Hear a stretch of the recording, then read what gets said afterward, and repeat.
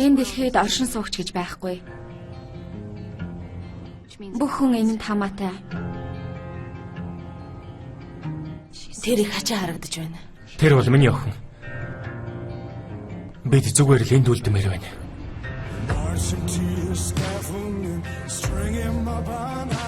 Биднийг хүлээж авах болов уу? Энэ хотыг Defiance гэдэг.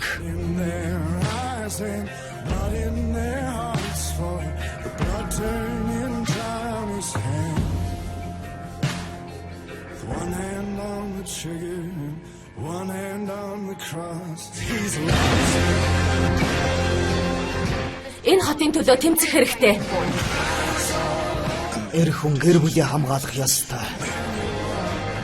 Би ийм зүйл хийдэг. Энэ миний ажил. Бид юу хийхээ мэднэ. Галлаад!